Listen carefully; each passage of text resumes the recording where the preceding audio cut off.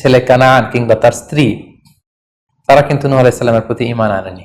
তার মানে বাবা নবী হয়ে অনেক সময় ছেলে ঈমান আনতে পারেনি, তার ভাগ্যে সেটা জোটেনি। নূহ আলাইহিস সালাম নবী ছিলেন, কিন্তু তার স্ত্রী তার প্রতি ঈমান আনেনি।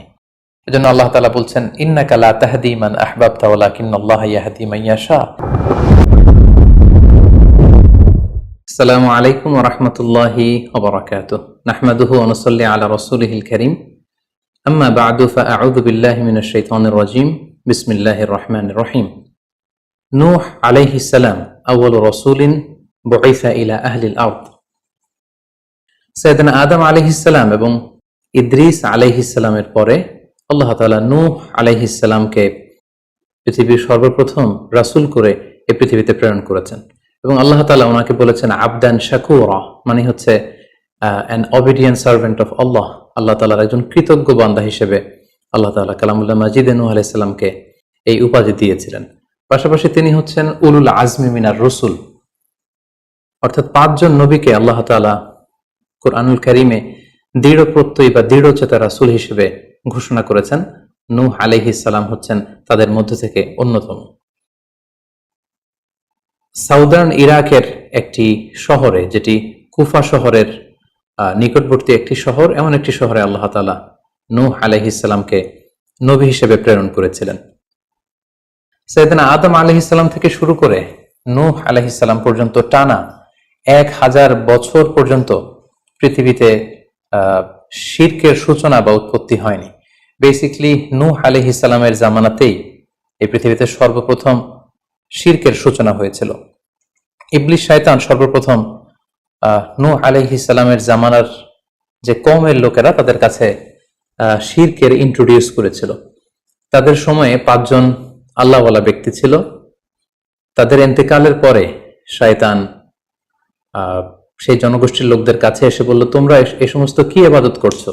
তোমাদের পূর্বপুরুষেরা যেমন ভাবে আল্লাহ তাআলার কাছে ইবাদত করে নিজেদেরকে সঁপে দিয়েছিল, তার সামনে তো তোমাদের ইবাদত কিছুই নয়।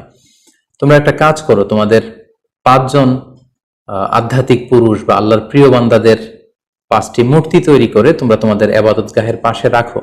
ফলে তাদের চেহারা দেখলে তাদের বেশি বেশি ইবাদতের কথা তোমাদের স্মরণ হবে এবং তোমরা আল্লাহ তাআলার ইবাদত করার ব্যাপারে বেশি আগ্রহী হবে। তারা এই শয়তানের মুখরোচক চমৎকার এই কথা শুনে তাদের শ্রেষ্ঠ 5 জন সন্তান বা আল্লাহওয়ালা 5 জন ব্যক্তির 5টি মূর্তি তৈরি করে তাদের ইবাদত গাহের ভেতরে তারা স্থাপন করলো। এবং আসলেই তারা যখন এই 5 জন ব্যক্তিদের মূর্তির দিকে তাকাতো, তাদের আল্লাহ তাআলার ইবাদতের কথা তাদের স্মরণ হতো, ফলে তারা আল্লাহ তাআলার বেশি বেশি ইবাদত করতে লাগলো।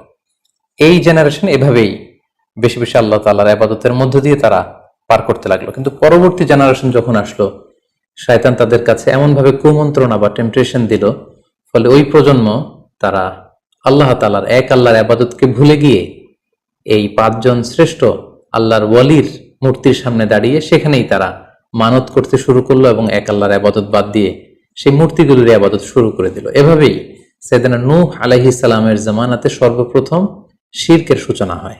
পবিত্র কালামুল্লাহ মাজিদে আল্লাহ তাআলা এই ঘটনাটি এভাবে উল্লেখ করেছেন যে নূহ আলাইহিস সালামের জামানায় যারা নেতৃত্ব স্থানীয় ছিল, তারা সাধারণ লোকদেরকে উদ্দেশ্য করে বলতো, ওয়াকালু লা তাযারুন্না আলিহাতাকুম ওয়ালা তাযারুন্না ওয়াদ্দান ওয়ালা সুওয়া ওয়ালা ইয়াগুসা ওয়া ইয়াউকা ওয়া নাসরা। অর্থাৎ আমাদের যে 5 জন বিখ্যাত ব্যক্তি, তাদের নাম ছিল ওয়াদ্দান, সুওয়াআন, ইয়াগুস, ইয়াউক এবং নাসর। তোমরা এদের ইবাদত ছেড়ে দিও না, বরং তোমরা এদের উপাসনা করতে থাকো। ফলে এই আয়াত প্রমাণ করে যে নূহ আলাইহিস সালামের জামানাতে সর্বপ্রথম শিরকের উৎপত্তি হয়েছিল। কিন্তু নূহ আলাইহিস সালাম তার জাতিগোষ্ঠীর কাছে এক আল্লাহর দাওয়াত দিয়ে যেতে লাগলেন। তিনি বলতে আরম্ভ করলেন, ইয়া কওমি আবুদুল্লাহ মা লাকুম মিন ইলাহিন গায়রুহু আফালা তাত্তাকুন। হে আমার জাতিগোষ্ঠীর লোকেরা, হে আমার জনগোষ্ঠীর লোকেরা, তোমাদের কি হলো? তোমরা কেন এক আল্লাহর ইবাদত করছো না? তোমরা কি আল্লাহকে ভয় পাও না? এবং তিনি বললেন যে আল্লাহ তাআলা আমাকে তার বাণী বাহক হিসেবে, প্রেরিত রাসূল হিসেবে তোমাদের কাছে পাঠিয়েছেন। এই যে আমি তোমাদেরকে তাওহীদের বা এক আল্লাহর ইবাদতের দিকে দাওয়াত দিচ্ছি, এজন্য তো আমি কোনো পারিশ্রমিক তোমাদের কাছে চাচ্ছি না, বরং তোমরা যেভাবে শিরক করে যাচ্ছ, এক আল্লাহ ছাড়া মূর্তির পূজা করে যাচ্ছ, ইন্নী আখাফু আলাইকুম আযাব ইয়াউমিন আযীম, আমি তোমাদের উপর কঠিনতম আযাব আসার আশঙ্কা করছি, সো তোমরা শিরক ছেড়ে দিয়ে, মূর্তি পূজা ছেড়ে দিয়ে, পৌত্তলিকতা ছেড়ে দিয়ে এক আল্লাহ তাআলার ইবাদতের দিকে ফিরে আসো। নূহ আলাইহিস সালাম যখন তার জাতিগোষ্ঠীর লোকদের কাছে তাওহীদের দাওয়াত বা এক আল্লাহর ইবাদতের দাওয়াত দেয়া শুরু করলেন, তার জাতির লোকেরা, তার কওমের লোকেরা নানা ধরনের টাল বাহানা, অজুহাত এবং বিভিন্ন ধরনের যুক্তি তারা স্থাপন করতে শুরু করলো। তাদের প্রথম যুক্তি ছিল যে, হে নূহ, কেন আমরা তোমার দাওয়াতে সাড়া দেব? কারণ সমাজের নিম্ন শ্রেণীর লোকেরা হচ্ছে তোমার অনুসারী। আরাযিলুনা বাদিয়ার রাই ওয়ামা নারাকা ইত্তাবাআকা ইল্লাল্লাযীনা হুম আরাযিলুনা বাদিয়ার রাই। কারণ আমরা দেখতে পাচ্ছি সমাজের লো ক্লাসের যারা লোকজন, নিম্ন শ্রেণীর লোকজন, নিম্ন পেশার লোকজন, এরাই হচ্ছে তোমার ফলোয়ার। তোমরা আগে এই সমস্ত লোকদেরকে তোমার আশপাশ থেকে সরাও, তখন আমরা তোমার এ দাওয়াতকে গ্রহণ করব। তাদের আরো একটি যুক্তি ছিল যে, তুমি এই নিম্ন শ্রেণীর লোকদেরকে নিয়ে সমাজে ইনফ্লুয়েন্সিয়াল হতে চাচ্ছ। ইয়াতাফাদ্দালু আলাইকুম, এই নূহ হচ্ছে জেলে সমাজ, কৃষক সমাজ, এই সমস্ত নিম্ন শ্রেণীর লোকদেরকে নিয়ে এই সমাজের মধ্যে একটা ইনফ্লুয়েন্স ক্রিয়েট করে সে আমাদের উপর সুপিরিয়র হতে চাইছে। এটা ছিল তাদের আরেকটা যুক্তি। তারা আরো বলতো যে, আগে যদি এই নিম্ন শ্রেণীর লোকদেরকে তোমার কাছ থেকে তুমি তাড়িয়ে দাও, তাহলে আমরা তোমার উপর বিশ্বাস স্থাপন করতে পারি। নূহ আলাইহিস সালামের এই কথার জবাবে তিনি বলেছিলেন, ওমা আনা বিতারিদিল্লাযীনা আমানু, অর্থাৎ যারা আল্লাহ তাআলার উপর বিশ্বাস স্থাপন করেছে, যদিও তারা নিম্ন শ্রেণীর হয়ে থাকে, কি করে আমি তাদেরকে তাড়িয়ে দিতে পারি? তাদের আরো একটি যুক্তি ছিল যে, তুমি আমাদের মতো মানুষ, দেখতে তো তুমি আমাদের মতো মানুষ, তুমি খাচ্ছ, যাচ্ছ, ঘুমাচ্ছ, ঘুরে বেড়াচ্ছ, বাজারে যাচ্ছ, ক্রয় বিক্রয় করছো, আমাদের মতো মানুষ হয়ে তুমি কেমন করে রাসূল হতে পারো? তুমি যে রাসূল, কি করে আমরা বিশ্বাস করব? কেন আকাশ থেকে ফেরেশতারা এসে বলে দিয়ে যায় না যে তুমি রাসূল? তাহলে তো আমরা ফেরেশতাদেরকে দেখলে আমরা আস্থা পেতে পারি এবং নিশ্চিত হতে পারি যে আসলেই তুমি আল্লাহর পাঠানো রাসূল। এবং তারা পাশাপাশি আরো বলতো যে, আমাদের পূর্বপুরুষরা তো এই সমস্ত মূর্তিরই পূজা করেছে, তাহলে কি তুমি বলতে চাইছো এরা ভ্রান্ত ছিল? সর্বশেষে তারা বলতে আরম্ভ করলো যে, নূহ, তুমি হচ্ছে মিথ্যাবাদী, পাগল এবং ভ্রান্ত, আমরা আমাদের অবস্থানে অটল থাকব। এভাবে সাইয়েদনা নূহ আলাইহিস সালামের তাওহীদের যে দাওয়াত তিনি তার সমাজে ছড়িয়ে দিচ্ছিলেন, তারা ডিরেক্টলি এই একত্ববাদের দাওয়াতকে তারা প্রত্যাখ্যান করলো, রিজেক্ট করলো। কিন্তু নূহ আলাইহিস সালাম তিনি হাল ছাড়েননি। তিনি টানা 950 বছর তার জাতিগোষ্ঠীর লোকদের কাছে তিনি এক আল্লাহর দাওয়াত দিয়ে যেতে লাগলেন। কালামুল্লাহ মাজিদ আমাদেরকে জানাচ্ছে, ওয়ালাকাদ আরসালনা নূহান ইলা কওমিহি ফালাবিসা ফীহিম আলফা সানাতিন ইল্লা 50 আমা। তিনি 1 বছর, 2 বছর, 10 বছর, 20 বছর নয়, টানা 950 বছর তিনি লাগাতার কন্টিনিউয়াসলি তার কওমের লোকদের কাছে তিনি এই তাওহীদের দাওয়াত দিয়ে যেতে লাগলেন। এবং তিনি দিন রাতকে এক করে টায়ারলেসলি, রেস্টলেসলি তিনি তার জাতিগোষ্ঠীর কাছে এই একই দাওয়াত দিতে লাগলেন। তিনি বলছেন যে, রব্বি ইন্নী দাআউতু কওমি লাইলা ওয়া নাহারা, হে আল্লাহ, দিন রাত তো আমি চেষ্টা করে গেলাম, তাদেরকে তাওহীদের দাওয়াত দিলাম, কিন্তু তারা আমার কথা শুনছে না। ওয়া ইন্নী কুল্লামা দাআউতুহুম লিতাগফিরা লাহুম জাআলু আসাবিআহুম ফি আযানিহিম। এর মানে হচ্ছে, আল্লাহ, আমি যখনই তাদেরকে দাওয়াত দিতাম, তারা তাদের আঙ্গুলগুলো তাদের কানের ভেতরে ঢুকিয়ে রাখতো, যাতে করে আমার তাওহীদের কথা তাদের শুনতে না হয়। এবং ওয়াস্তাগশাউ সিয়াবাহুম ওয়া আসররু ওয়াস্তাকবারু ইস্তিকবারা, তারা আমাকে দেখলেই চাদর দিয়ে তাদের মুখ পেঁচিয়ে রাখতো, যাতে করে আমার কথাগুলো তারা শুনতে না পায়। সুম্মা ইন্নী দাআউতুহুম জিহারা, আমি, নূহ আলাইহিস সালাম বললেন, আল্লাহ, আমি দাওয়াতি কাজ করার কোনো মাধ্যমই তো বাকি রাখিনি। আমি প্রথমে পার্সন টু পার্সন আমি প্রাইভেটলি দাওয়াত দিতাম, এটা যখন তারা অস্বীকার করলো, আমি তখন পাবলিক দাওয়াত দেওয়া শুরু করলাম। আমি তাদের বড় গ্যাদারিংসে, বিভিন্ন ফেস্টিভ্যালে যে তাদেরকে এই দাওয়াতের কথা শোনালাম, কিন্তু তারা প্রত্যাখ্যান করেছে। সুম্মা ইন্নী আ'লানতু লাহুম ওয়া আসরারতু লাহুম ইসরারা, অর্থাৎ এই আয়াত থেকে বোঝা যাচ্ছে যে নূহ আলাইহিস সালাম দাওয়াত দেয়ার বা বাণী বাহকের যে কাজ, এই গুরুদায়িত্ব পালনে কোনো ধরনের প্রক্রিয়া তিনি বাদ রাখেননি। তিনি দিনে রাতে, তিনি প্রাইভেটলি, তিনি পাবলিকলি, তিনি উৎসাহ প্রদানের মাধ্যমে, জান্নাতের সুসংবাদ দেওয়ার মাধ্যমে, কিংবা জাহান্নামের ভয় দেখানোর মাধ্যমে নানাভাবে তার জাতিগোষ্ঠীর কাছে আখিরাতের কথা, আখিরাতে আল্লাহ তাআলার সুপ্রিম কোর্টের কাঠগড়ায় দাঁড়িয়ে জবাবদিহিতার কথা, এক আল্লাহর একত্ববাদের কথা, এই দাওয়াতগুলো তিনি দিয়ে গিয়েছেন। কিন্তু অধিকাংশ ক্ষেত্রেই এবং অধিকাংশ লোকগুলোই নূহ আলাইহিস সালামের এই তাওহীদের দাওয়াতকে প্রত্যাখ্যান করেছিল এবং রিজেক্ট করেছিল। এভাবে নূহ আলাইহিস সালাম যখন দাওয়াত দিয়ে যেতে লাগলেন, তার কওমের লোকদের মধ্যে থেকে ফাইনাল যে রেসপন্সটি এসেছিল সেটি হচ্ছে ক্বালু লা ইন লাম তানতাহি ইয়া নূহ লা তাকুনান্না মিনাল মারজুমিন। হে নূহ, অনেক হয়েছে, এবার তুমি থামো। তুমি যদি এই দাওয়াত দেয়া বন্ধ না করো তাহলে আমরা তোমাকে স্টোনিং করে, পাথর মেরে, প্রস্তর নিক্ষেপ করে দুনিয়া থেকে বিদায় করে দিব। এবং তারা এও বলল যে ক্বালু ইয়া নূহ ক্বাদ জাদালতানা ফাআকসারতা জিদালানা। অনেক হয়েছে, তুমি অনেক আর্গুমেন্ট আমাদের সাথে দিয়েছো, অনেক তর্ক বিতর্ক তোমার সাথে হয়েছে, এবার থামো। ফাআতিনা বিমা তাইদুনা ইন কুনতা মিনাস সাদিকিন। তুমি যে আযাবের ভয় দেখাচ্ছ পারলে সেটা দেখাও। তুমি আমাদেরকে বলছো যে আমরা যদি এক আল্লাহর ইবাদত না করি, আমরা যদি পৌত্তলিকতা না ছাড়ি, তাহলে আল্লাহ তাআলা আযাব দিয়ে আমাদেরকে ধ্বংস করে দিবে। পারলে সেই ধ্বংসলীলা তুমি আমাদের সামনে নিয়ে আসো, পারলে সেই শাস্তি দেখাও, তুমি যদি সত্যবাদী হয়ে থাকো। এবার নূহ আলাইহিস সালাম তাদের এ ধরনের অ্যাটিটিউড দেখে অনেকটা হতাশ হলেন। তিনি তাদের কাছে কোনো প্রতিদান চাইছেন না, তাদের কল্যাণের জন্যই, তাদেরকে জাহান্নামের আগুন থেকে বাঁচার জন্যই তিনি 950 বছর ডেডিকেট করে দিলেন তাদের দাওয়াতি কাজে। কিন্তু তারা যখন দাওয়াতি কাজে সাড়া দিচ্ছে না, অবশেষে হতাশ হয়ে নূহ আলাইহিস সালাম আল্লাহকে দোয়া করলেন, আল্লাহ ফাফতাহ বাইনি ওয়া বাইনাহুম ফাতহান, আমি আর পারছি না, আপনি এবার এসপার ওসপার করে দিন, আপনি একটা ফয়সালা করে দিন। অবশেষে তিনি বদদোয়া করে বসলেন, তাদের উপর অভিশাপ দিয়ে ফেললেন, কার্ডস করে বসলেন। তিনি বললেন, রাব্বি লা তাযার আলাল আরদি মিনাল কাফিরিনা দাইয়ারা। হে আল্লাহ, আপনি এমন আযাব পাঠান, আযাব দিয়ে আপনি কাফিরদের আন্ডা বাচ্চা কাউকে আপনি অবশিষ্ট রাখবেন না। পুরো কাফির সমাজ, মুশরিক সমাজকে আপনি আযাব দিয়ে ধ্বংস করে দেন। যদি আপনি তাদেরকে বাঁচিয়ে রাখেন তাহলে তারা বিশ্বাসীদেরকেও সংক্রামিত করবে এবং তাদের অনাগত প্রজন্ম তারা পাপাচারী হয়ে এই পৃথিবীতে তারা ফাসাদ সৃষ্টি করবে। নূহ আলাইহিস সালাম যখন এরকম বদদোয়া করলেন, আল্লাহ তাআলা নূহ আলাইহিস সালামের এই অভিশাপ বা বদদোয়াকে কবুল করলেন এবং তিনি নূহ আলাইহিস সালামকে জানিয়ে দিলেন, নূহ, তোমার কথা মতো আমি এবার এটার একটা শেষ দেখে ছাড়বো এবং আমি পৃথিবীতে আযাব পাঠাবো। সে আযাবটি হচ্ছে ভয়ঙ্কর ধরনের বন্যা হয়ে যাবে গোটা পৃথিবীতে, মহাপ্লাবন ঘটবে। সো সে প্লাবন থেকে বাঁচার জন্য ওয়াসনাইল ফুলকা বিআইউনিনা ওয়া ওয়াহিনা, অর্থাৎ হে নূহ, তুমি আমার গাইডেন্স বা আমার পাঠানো দিক নির্দেশনা অনুযায়ী তুমি বিশাল একটি নৌকা বানাও বা কিস্তি বানাও বা বিশাল একটি জলতরী বা নৌযান বানাও, যাতে করে এই মহাপ্লাবন থেকে বাঁচার জন্য তুমি বিশ্বাসীদেরকে নিয়ে এই নৌযানে, এই কিস্তিতে, জাহাজে বা এই জলতরীতে, এই নৌকাতে তোমরা আশ্রয় নিতে পারো।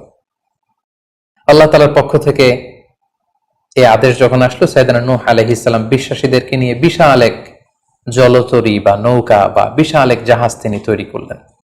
নূহ আলাইহিস সালামের কওমের মুশরিক লোকেরা যখন এই জাহাজ বা নৌকা বানাতে দেখলো, তারা হাসাহাসি শুরু করে দিল। কোরআন বলছে, ওয়া কুল্লামা মাররা আলাইহি মালাউম মিন কওমিহি সাখিরু মিন। তারা যখনই নৌকা বানানো, এই কিস্তি বানানো, এই বিশাল জলতরী বানাতে দেখলো, তারা ঠাট্টা বিদ্রুপ করলো। তারা বলল, নূহ, এই মরুভূমির মাঝখানে কোথায় তুমি এই নৌকা চড়াবে? তোমরা যেহেতু নৌকা বানাচ্ছ, পারলে একটা সাগরও বানিয়ে নাও, যাতে করে তোমাদের এই নৌকাকে, এই জাহাজকে তোমরা ভাসাতে পারো। সাইয়েদনা নূহ আলাইহিস সালাম এবং বিশ্বাসীরা আল্লাহ তাআলার উপর অটল থেকে আল্লাহ তাআলার দেয়া দিক নির্দেশনা অনুযায়ী তারা বিশাল নৌকা তৈরি করে ফেললেন। এ পর্যায়ে আল্লাহ তাআলা নূহ আলাইহিস সালামকে জানালেন যে মহাপ্লাবনের জন্য নূহ তুমি অপেক্ষা করতে থাকো এবং এই প্লাবনটা হবে 40 দিন লম্বা, 40 days long, and the entire world will be drastically flooded. গোটা বিশ্বের এমন কোনো জায়গা থাকবে না, আনাচে কানাচে গোটা বিশ্বটা এই মহাপ্লাবনের আওতায় এসে পৃথিবীর সব প্রাণীগুলো মারা যাবে। সো তুমি কি করে বুঝবে যে আমি কখন এই মহাপ্লাবন পৃথিবীতে দিচ্ছি? সেটার একটা সাইন হচ্ছে, তুমি যখন চুলার ভেতর থেকে ফুরফুর করে, কলকল করে পানি বেরোতে দেখবে, তখনই বুঝবে যে সে টাইমটা চলে এসেছে। তখন তুমি হাত্তা ইদা জা আমরুনা ওয়া ফারাত তান্নুর, চুলার ভেতর থেকে আগুনের পরবর্তীতে, আগুনের বিপরীতে পানি ছুটতে আরম্ভ করবে, তখনই বুঝবে যে সে সময়টা চলে এসেছে, মহাপ্লাবনের সময়টা একেবারে ঘনিয়ে এসেছে।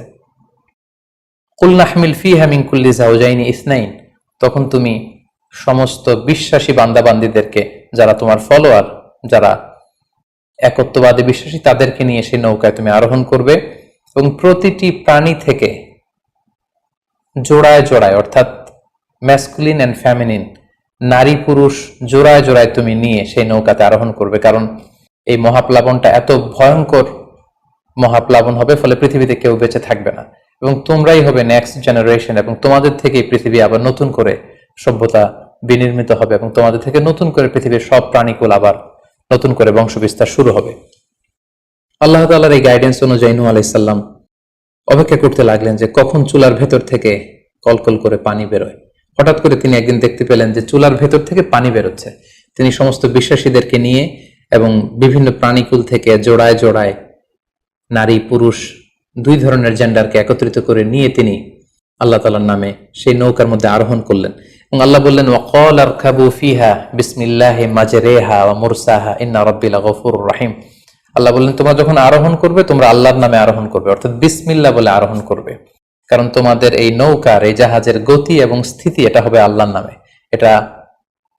এটার সেইলিং বা অ্যাঙ্করিং, এটার পানির উপরে ভেসে চলা এবং এটার নোঙর ভিড়ানো সবটাই হবে আল্লাহ তাআলার নামে। এবং আল্লাহ তাআলার আদেশ অনুযায়ী নূহ আলাইহিস সালাম সবাইকে নিয়ে সেই নৌকায় আশ্রয় নিলেন। কোরআন আমাদেরকে জানাচ্ছে, ওহিয়া তাজরি বিহিম ফি মাউজিন কাল জিবাল। গোটা বিশ্বব্যাপী এমন ভয়ঙ্কর ভাবে আকাশ থেকে ঝুম বৃষ্টি নাজিল হলো, জমিন তার ভেতরে থাকা পানিগুলোকে উপরে উদ্গীরণ করে দিতে লাগলো, উপর থেকে পানি, নিচ থেকে পানি, ফলে গোটা বিশ্বে এক মহাপ্লাবনের পরিস্থিতি তৈরি হলো। এবং সেই ভয়ঙ্কর প্লাবনের মধ্যে, সেই ঝড় ঝাপটার মধ্যে, সেই পানির মধ্যে নূহ আলাইহিস সালামের সেই কিস্তি বা সেই জলতরী বা সেই নৌকা ভাসতে লাগলো। কোরআন বলছে যে ফি মাউজিন কাল জিবাল, বিশাল পাহাড় সম ঢেউয়ের মধ্যে নূহ আলাইহিস সালামের তরী আল্লাহর নামে ভাসতে আরম্ভ করলো এবং আল্লাহর নামে নূহ আলাইহিস সালাম সেই তরী ভাসিয়ে দিলেন।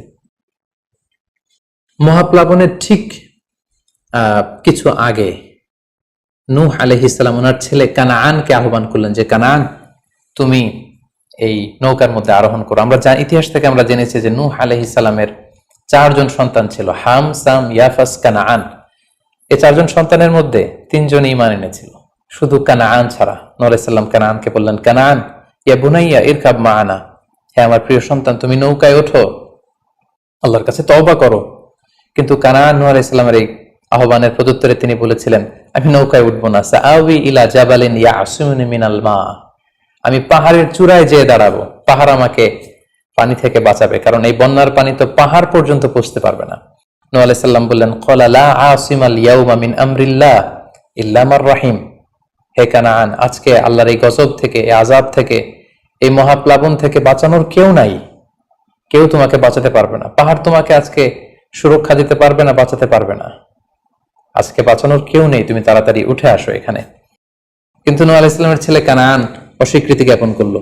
কোরআন বলছে, ওয়াহালা বাইনাহুমাল মাউজু ফাকানা মিনাল মুগরাকিন, বাবা আর ছেলের মধ্যে যখন এ ধরনের কথা চলছিল, হঠাৎ করে বিশাল এক সাগরের ঢেউয়ের ধাক্কা এসে নূহ আলাইহিস সালামের সন্তান কানাআনকে পানির মধ্যে ডুবিয়ে দিল।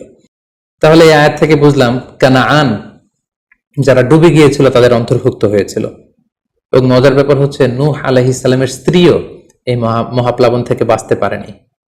সেও ঈমান না আনার কারণে যারা ধ্বংস হয়েছিল, যাদের সলিল সমাধি হয়েছিল মহাপ্লাবনের পানির মধ্যে, নূহ আলাইহিস সালামের স্ত্রীও সেখানে নিহত হয়েছেন। এখন একটি প্রশ্ন এসে দাঁড়ায়, সেটি হচ্ছে যে এটা কি একটা গ্লোবাল ডিজাস্টার ছিল কিনা? এটা কি ইরাকের সেই সাউদার্ন পার্টেই শুধু এই বন্যাটা হয়েছিল, না গোটা বিশ্বব্যাপী হয়েছিল? এ নিয়ে ঐতিহাসিকদের মধ্যে অনেক ধরনের মতামত পাওয়া যায়।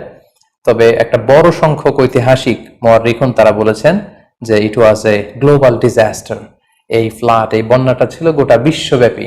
কারণ আল্লাহ তাআলা কোরআনে বলেছেন, নূহ আলাইহিস সালামের বদদুয়ার কথা বলেছেন। নূহ আলাইহিস সালাম বলেছেন যে, রব্বি লা তাযার আলাল আরদি মিনাল কাফিরিনা দাইয়ারা, হে আল্লাহ, এই জমিনে একজন কাফিরকেও আপনি বাঁচিয়ে রাখবেন না। সো এই আর্দ শব্দটা প্রমাণ করে তিনি গোটা বিশ্বের দিকে ইঙ্গিত করেছেন। এবং আল্লাহ যখন জমিনকে ইঙ্গিত করেছেন, ইয়া আরদুবলাই, হে পানি তুমি নিচের দিকে চলে যাও, ফলে এই আর্দ দ্বারা বোঝা যাচ্ছে যে শুধু ইরাকের সেই সাউদার্ন ইরাকের কুফা শহরের পাশেই এই বন্যাটা লিমিটেড বা সীমিত ছিল না, বরং এই ডিজাস্টারটা ছিল একটা গ্লোবাল ডিজাস্টার। গোটা বিশ্বব্যাপী মহাপ্লাবনের পানিতে গোটা বিশ্বের সব সয়লাভ হয়ে গিয়েছিল। 40 দিন এই বন্যাটা কন্টিনিউ করেছে এবং 40 দিনের এই সময়ে মহাপ্লাবনে যত কাফির মুশরিক এবং নূহ আলাইহিস সালামের সময়কালের যত মুশরিক এবং অবাধ্য লোকেরা ছিল সবাইকে আল্লাহ তাআলা এই বন্যার মাধ্যমে ধ্বংস করেছেন। 40 দিন পর আল্লাহ তাআলা আদেশ করলেন, ইয়া আরদু বুলাঈ মাআকি ওয়া ইয়া সামাউ আকলিঈ, অর্থাৎ হে আকাশ তুমি বৃষ্টি বর্ষণ করা এবার স্টপ করো, এবার বন্ধ করো।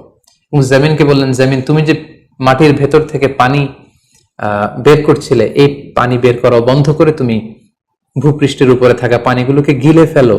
ওয়াগীদাল মা, ফলে আল্লাহ তাআলার আদেশের সাথে সাথে পানি বর্ষণ এবং পানি জমিনের ভেতর থেকে বের হয় এটা বন্ধ হলো।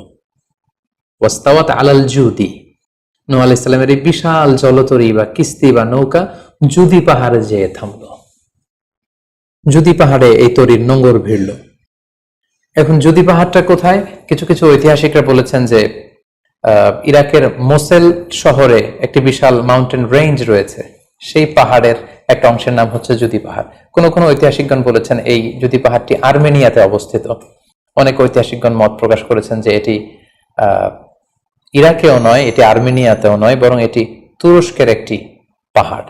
এবং তারা বিশাল বড় একটি নৌকার খণ্ড দিয়ে ঐতিহাসিকভাবে অনেকেই প্রমাণ করতে চেয়েছেন যে নূহ আলাইহিস সালামের সেই কিস্তির কিছু অংশ আজও সেই পাহাড়ের মধ্যে রয়ে গিয়েছে। সেই জুদি পাহাড়ে যখন এই নৌকাটি ভিড়ল, আল্লাহ তাআলা তখন নূহ আলাইহিস সালামকে আদেশ করলেন, ইহবিত বিসালামিন মিন্না, তুমি এবার শান্তির সাথে সেফলি সাউন্ডলি তুমি এবার সেই জুদি পাহাড়ে তোমরা নামো। ও বারাকাতিন আলাইক, তোমাদের উপর আমার পক্ষ থেকে বারাকা ব্লেসিং থাকবে।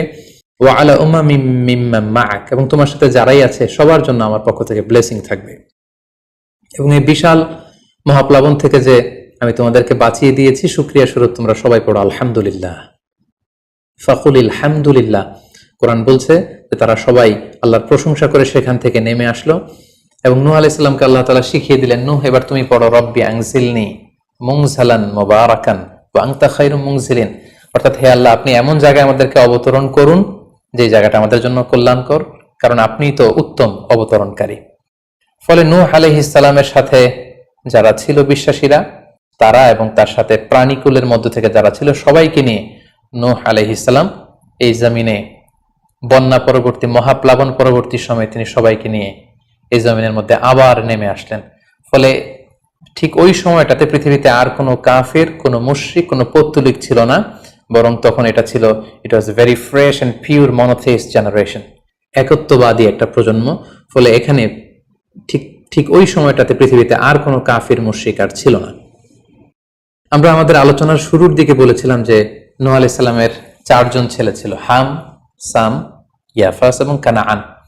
এবং ঐতিহাসিকভাবে এটা ঐতিহাসিক বিভিন্ন ধর্মগ্রন্থ থেকেও এটা প্রমাণিত যে এই 4 ছেলের মধ্য থেকে একজন ছেলে ছিল কানাআন, যে মহাপ্লাবনে মৃত্যুবরণ করেছে, এবং হাম, সাম এবং ইয়াফেস, তাদের মধ্য থেকেই মূলত গোটা বিশ্বে নতুন করে মানব সভ্যতার আবার সূচনা হয়েছে।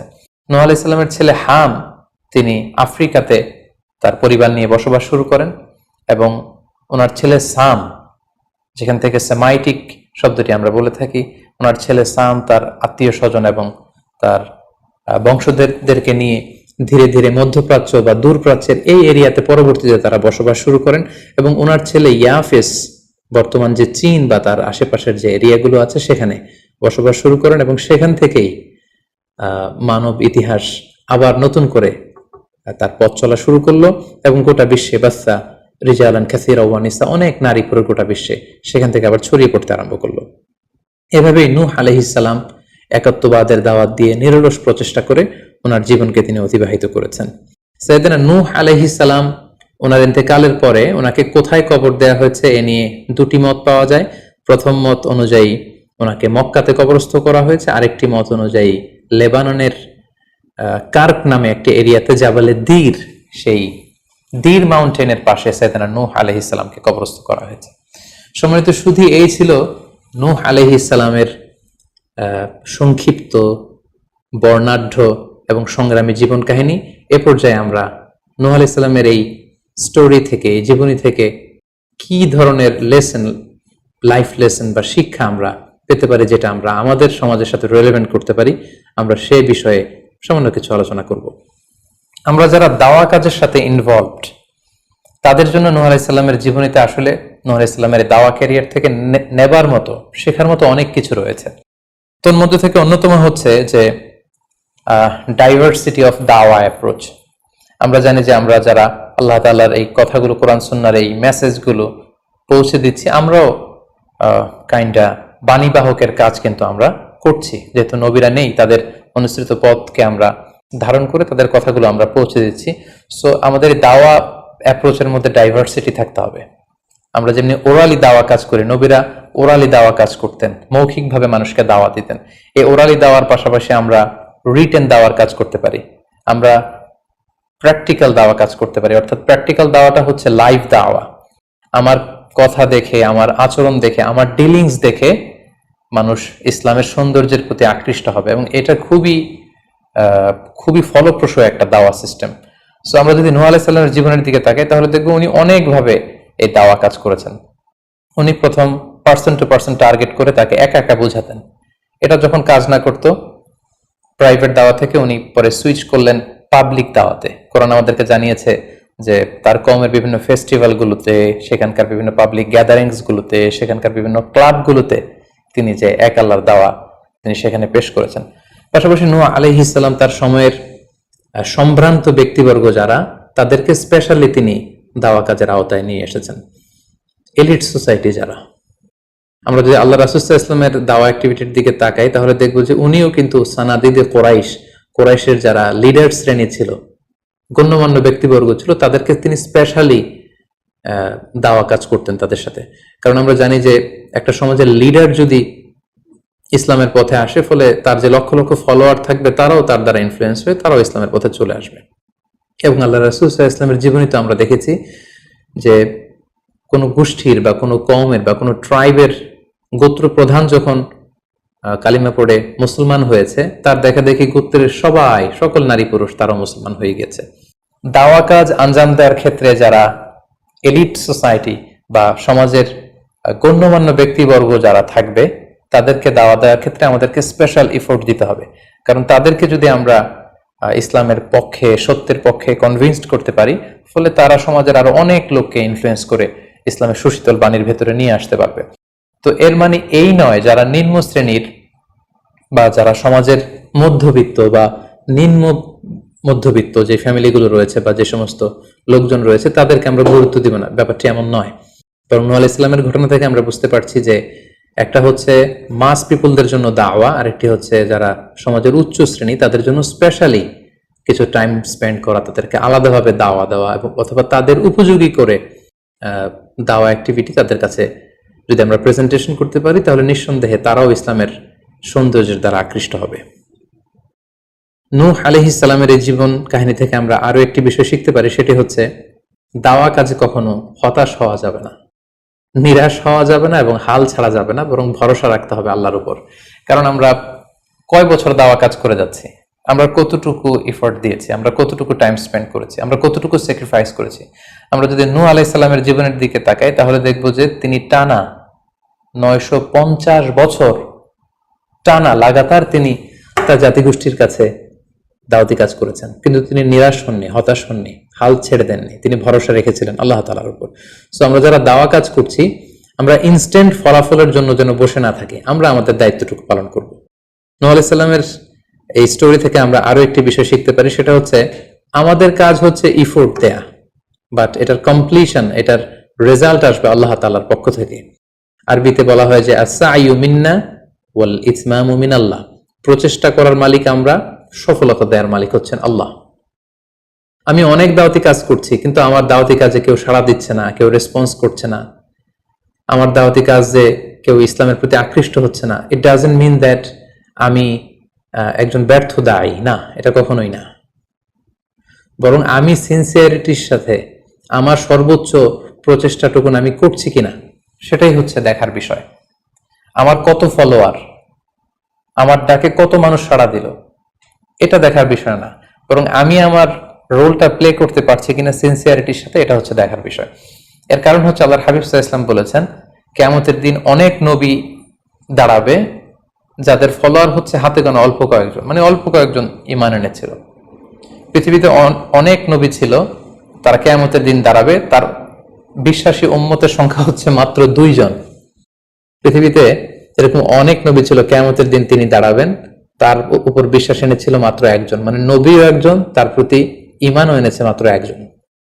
এমনও অনেক নবী কিয়ামতের দিন আল্লাহ তাআলার দরবারে দাঁড়াবে যেই নবীর কোনো ফলোয়ার নাই, যেই নবীর কোনো বিশ্বাসী উম্মত নাই, অর্থাৎ নবী শুধু একা, তার সারা জীবনের দাওয়া কাজে কেউ তার ডাকে সাড়া দেয়নি। তার মানে কি তিনি ব্যর্থ? নেভার, কখনো না। তিনি তার দায়িত্বটুকুন পালন করেছেন, এজন্য তিনি আল্লাহ তাআলার দরবারে তিনি সফল। সো কে আপনার ডাকে সাড়া দিবে, কে ইসলামের পথে আসবে, এটা আমাদের দেখার বিষয় না। আমাদের দেখার বিষয় হচ্ছে আমরা আমাদের দায়িত্বটুকুন পালন করেছি কিনা, আমরা কোরআনের, ইসলামের সুন্দর বিউটিফুল মেসেজগুলো আমরা পৌঁছে দিতে পেরেছি কিনা। That should be hour concern, সেটাই হচ্ছে আমাদের দায়িত্ব। সূরা হুদে নূহ আলাইহিস সালামের ফলোয়ার কত ছিল এ ব্যাপারে আমরা জানতে পারি। আল্লাহ তাআলা বলছেন, ওয়ামা আমানা মাআহু ইল্লা কালিল, মানে নূহ আলাইহিস সালামের জাতিগোষ্ঠীর হাতে গোনা অল্প কিছু লোক ছাড়া তার প্রতি অন্যান্যরা ঈমান আনেনি। এই অল্প কিছু লোক, তাদের সংখ্যা কত? তাফসীর ইবনে কাসিরে এসেছে, সাইয়েদনা ইবনে আব্বাস বলেন যে কানু 80 নাফসান মিনহুম নিসাউহুম, নারী পুরুষ মিলিয়ে 80 জন। Could you imagine that? 950 বছরের দাওয়াতি ক্যারিয়ারে ওনার উপর ঈমান এনেছে মাত্র 80 জন। তার মানে প্রতি 100 বছরে অন অ্যান অ্যাভারেজ 10 জন ওনার উপর ঈমান আনেনি। কিন্তু উনি হচ্ছেন উলুল আজমি মিনার রসুল, এই মহাবিশ্বের 5 জন শ্রেষ্ঠতম নবীদের মধ্য থেকে তিনি হচ্ছেন অন্যতম। তো আমাদেরকে দেখতে হবে আমরা আমাদের দায়িত্বটুকুন পালন করছি কিনা, কতজন আমাদের ডাকে সাড়া দিল, কতজন আমাদের ফলোয়ার হলো, কতজন ইসলামের পথে আসলো কে আসলো না, সেটা আল্লাহ তাআলা নির্ধারণ করবেন। নূহ আলাইহিস সালামের জীবনী থেকে আমরা আরো যে শিক্ষাটি পাই, এবং এটি খুবই গুরুত্বপূর্ণ একটি লেসন, সেটা হচ্ছে হিদায়া অনলি বিলংস টু আল্লাহ। হেদায়েত দেওয়ার মালিক হচ্ছেন Allah. Canaan and the wife of Nuh for example, যেমন নূহ আলাইহিস সালামের ছেলে কানাআন কিংবা তার স্ত্রী, তারা কিন্তু নূহ আলাইহিস সালামের প্রতি ঈমান আনেনি। তার মানে বাবা নবী হয়ে অনেক সময় ছেলে ঈমান আনতে পারেনি, তার ভাগ্যে সেটা জোটেনি। নূহ আলাইহিস সালাম নবী ছিলেন, কিন্তু তার স্ত্রী তার প্রতি ঈমান আনেনি। এজন্য আল্লাহ তাআলা বলছেন, ইন্নাকা লা তাহদি মান আহবাবতা ওয়ালাকিন্নাল্লাহা ইয়াহদি মান ইয়াশা, হে নবী আপনি যাকে চান তাকে আপনি হেদায়েত দিতে পারবেন না, কারণ হেদায়েত দেওয়ার মালিক আপনি নন। হেদায়েত দেওয়ার নিরঙ্কুশ একচ্ছত্র ক্ষমতা হচ্ছে শুধুমাত্র কেবলমাত্র আল্লাহ তাআলার হাতে। তিনি যাকে চাইবেন তাকে তিনি হেদায়েত দেন, আমরা চাইলেই কাউকে হেদায়েত দিতে পারবো না। নূহ আলাইহিস সালামের জীবনী থেকে আরো একটি বড় শিক্ষা হচ্ছে যে আল্লাহ তাআলা হুট করেই কাউকে আযাব দেন না বা শাস্তি পাঠান না, বরং আল্লাহ তাআলা বারবার সুযোগ দিয়ে থাকেন। অনেক সুযোগ দেওয়ার পরে, বারবার সুযোগ দেওয়ার পরেও যখন কেউ সত্যের পথে ফিরে আসে না, বরং বারবার তারা অবাধ্যতা, দাম্ভিকতা এবং বাড়াবাড়ি করে, ঠিক তখনই আল্লাহ তাআলা তাদেরকে শাস্তি দেন। আমরা নূহ আলাইহিস সালামের জাতিগোষ্ঠীর দিকে যদি তাকাই, তাহলে দেখব যে তিনি 950 বছর তাদেরকে চান্স দিয়েছেন। এত লম্বা সময় তাদেরকে সুযোগ দেওয়ার পরেও তারা সত্যের পথে ফিরে আসেনি। অতঃপর আল্লাহ তাআলা মহাপ্লাবন দিয়ে পুরো জাতিগোষ্ঠীকে ধ্বংস করে দিয়েছেন।